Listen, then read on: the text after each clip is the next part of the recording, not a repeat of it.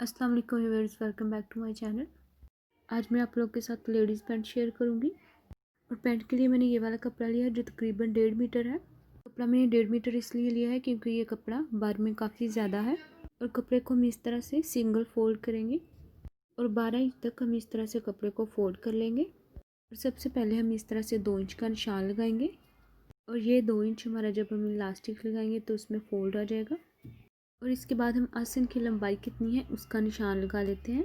आसन का निशान लगाने के लिए हम हिप की टोटल चौड़ाई का नाप करेंगे। जैसे मैंने जो चौड़ाई नाप की है वो 40 है और 40 को हम 4 में डिवाइड कर लेंगे। अगर हम 40 को 4 में डिवाइड करें तो 10 पर इस तरह से निशान लगाएंगे और उस 10 इंच में हम 1.5 इंच और ऐड कर लेंगे। इस तरह से हम आसन की लंबाई का निशान लगा चुके हैं और इसके साथ ही हम साइड पर आधे इंच का निशान लगाएंगे। अब हम हमारी पैंट की टोटल लेंथ का निशान लगाएंगे और टोटल लेंथ को हम काउंट, ये जो हमने पहले लाइन लगाई है इलास्टिक वाली, यहाँ से काउंट करेंगे क्योंकि बाकी वाला कपड़ा तो हमारा फोल्डिंग में आ जाएगा। हमने टोटल लेंथ 33 इंच ली है और साथ में हम 4 इंच पांचा फोल्डिंग के लिए छोड़ देंगे इस तरह से पांचे से। अब हम पैंट की चौड़ाई का निशान लगाते हैं, यानी कि हमें हिप से पैंट को कितना चौड़ा रखना है उसका निशान लगाते हैं। जैसे मैंने आपको पहले बताया कि मैंने हिप की चौड़ाई 40 ली थी, तो 40 को मैं 4 में डिवाइड करूँगी तो उसका 10 आ जाएगा। 10 पर हम इस तरह से निशान लगाएंगे और उस 10 में हम 2 इंच और ऐड कर लेंगे। फिर हमने ये जो यहाँ पर कॉर्नर बनाया है वहाँ पर हम 1 इंच का निशान लगाएंगे और एक गोलाई की शेप में लाइन लगा लेंगे। और ऊपर इलास्टिक वाली लाइन के ऊपर भी हम 10 इंच का ही निशान लगाएंगे जैसे हमने नीचे लगाया था पहले। फिर इस तरह से हम लाइन खींच लेंगे। हम पांचे कितना चौड़ा है उसका निशान लगाएंगे। पांचे का निशान लगाने के लिए पहले हम साइड से 4 इंच का निशान पहले लगाएंगे। इसके बाद हमें पांचे कितना चौड़ा रखना है, जैसे मैंने 6 इंच चौड़ा रखा है तो मैं 6 इंच पर निशान लगाऊंगी।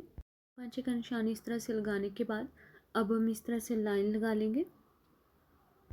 इस साइड पर तकरीबन हम लाइन सीधी ही लगाएंगे। आसन वाली साइड पर हम लाइन को थोड़ा सा कर्व की शेप दे देंगे। इसके बाद हम यहाँ से पैंट की कटिंग शुरू कर लेंगे।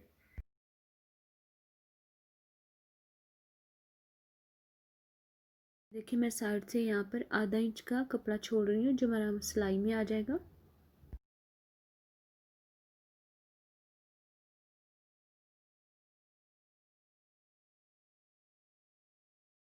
आसन के पास से भी हम इसी तरह से आधा इंच का कपड़ा छोड़ देंगे।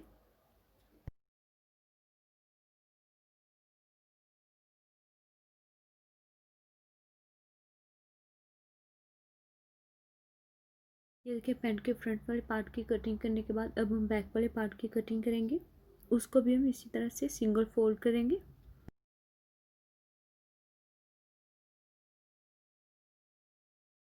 बैक पार्ट के लिए भी हम कपड़े को इसी तरह से सिंगल फोल्ड करने के बाद से जो हमने पहले फ्रंट वाला पार्ट कटिंग किया है उसको उस कपड़े के ऊपर इस तरह से रखेंगे। फ्रंट वाले पार्ट को ऊपर रखने के बाद अगर कपड़े में थोड़ी सी भी कान है तो उस कान को हम निकाल लेंगे, जैसे मेरे कपड़े में यहाँ पर नज़र आ रही थी। देखिए मैंने फ्रंट वाले पार्ट की निस्बत बैक वाले पार्ट में 1 इंच और ऐड किया है। फिर इस तरह से मीटर के साथ एक तिरछी सी लाइन लगाएंगे। लाइनें हम इस तरीके से लगाएंगे, ये जो आसन वाली साइड है यहाँ से हम ऊंचा रखेंगे और जो पैंट की साइड वाली साइड है वहाँ से हम नीचे रखेंगे, बिल्कुल बराबर ही है। और फिर यहाँ से आसन से शुरू करेंगे, यहाँ पर हम 2 इंच और ऐड करेंगे।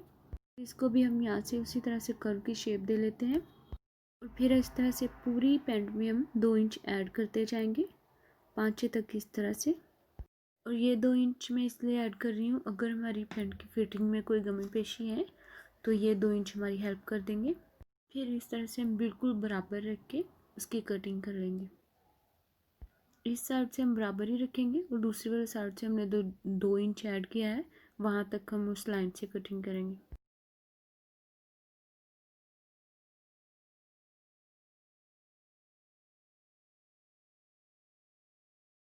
फिर इसके बाद हम अपनी पैंट की सिलाई शुरू करेंगे। पैंट की सिलाई हम आसन को जोड़ने से शुरू करेंगे। सबसे पहले हम आसन को आपस में जोड़ेंगे। इस तरह से आधे इंच का कपड़ा छोड़ के हम सिलाई लगा लेंगे।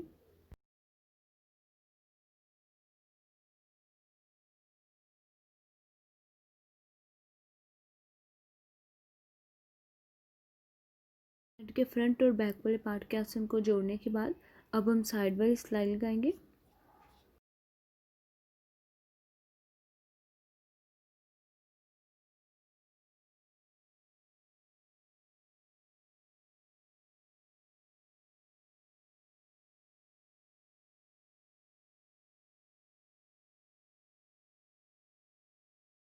और पैंट की साइड वाली सिलाई को हमें बिल्कुल नीचे तक नहीं ले जाना, क्योंकि हमें पैंट की साइड पर पांचे पर तकरीबन छोटा सा कट रखना है।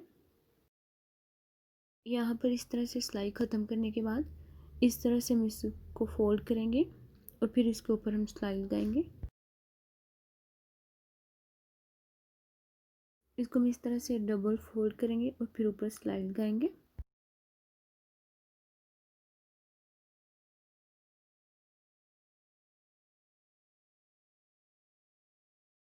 और यहाँ से हम इसको इस तरह से मोड़ के सिलाई लगाएंगे जैसे हम कमीज़ के चाक की सिलाई लगाते हैं।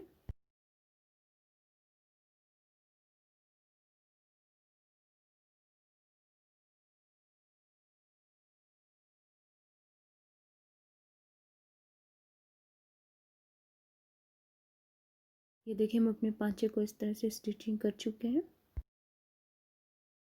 और फिर इसके बाद हम इसको इस तरह से ऊपर फोल्ड करेंगे जितना हमने पहले निशान लगाया था। जैसे पहले हमने 4 इंच का निशान लगाया था, तो हम 4 इंच को इस तरह से फोल्ड कर लेंगे दोनों साइड से।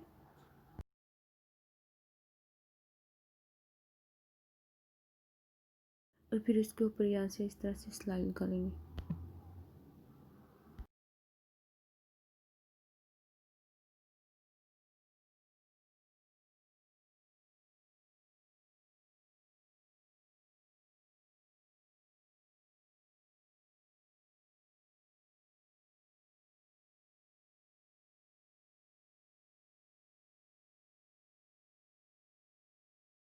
ये देखिए मैंने पांचे के ऊपर इस तरह से सिलाई लगा ली है। अगर आप चाहें तो यहाँ एक सिलाई के बजाय 2 सिलाइयाँ भी लगा सकते हैं। इसके बाद हम पांचे से पैंट की साइड वाली सिलाई लगा लेते हैं। सबसे पहले हमने जो पांचा जोड़ा है इसको हम बिल्कुल इक्वल जोड़ेंगे और फिर ऊपर सिलाई लगाएंगे। और शुरू से यहाँ पर हम 2-3 बार ब्लॉक कर लेंगे अच्छे से।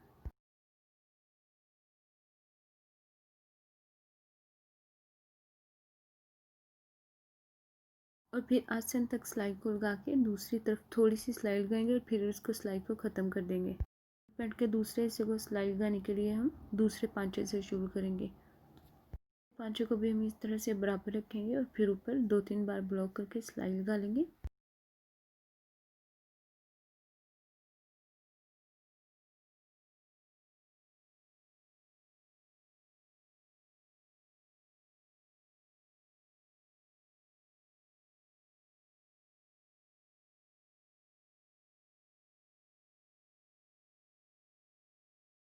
और इस तरफ की सिलाई को भी हम आसन तक ले जाके दूसरी तरफ थोड़ा ले जाके फिर इसको भी ख़त्म यहाँ पर। इस तरह से आसन के पास से हमारी डबल सिलाई हो जाएगी। और ये मैंने इलास्टिक लिया है जो हमारी पैंट में लगाएंगे। इलास्टिक का मेजरमेंट मैंने पहले ही करके उसको लैदा काट लिया है। और फिर इलास्टिक को इस तरह से 2-3 बार ब्लॉक कर लें। और आप भी इसी तरह से अपनी वेस्ट के मुताबिक इलास्टिक को लैदा काट सकते हैं। पहले हमने उस तरह से एक बार इलास्टिक को ब्लॉक किया है, अब हम इस तरह से दोबारा इसको इस तरह से ब्लॉक करेंगे ताकि इलास्टिक अच्छे से सिलाई हो जाए। ये देखिए इस तरह से खींचने से भी ये मजबूती से सिलाई हो चुका है। और फिर इलास्टिक लगाने के लिए जो पहले अभी भी लाइन नज़र आ रही है जो हमने पहले 2 इंच की लगाई थी उसको हम इस तरह से फोल्ड करेंगे और इलास्टिक को इसके अंदर रखेंगे, फिर ऊपर यहाँ से सिलाई लगाएंगे।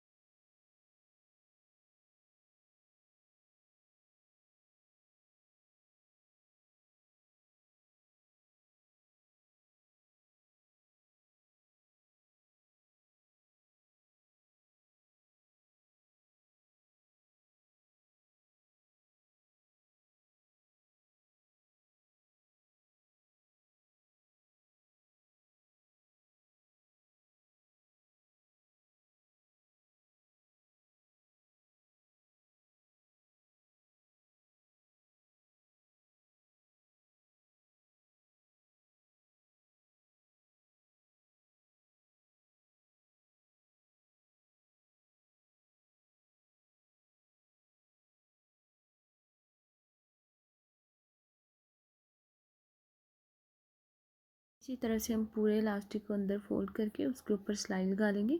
जहाँ से हमने सिलाई शुरू की थी वहीं पर हम सिलाई ख़त्म करेंगे। और अगर आपको वीडियो अच्छी लगी है तो वीडियो को लाइक शेयर एंड कमेंट ज़रूर कीजिएगा। साथ में चैनल को सब्सक्राइब कर लीजिए अगर आप मेरे चैनल पर नए हैं तो। और वीडियो देखने के लिए थैंक यू सो मच।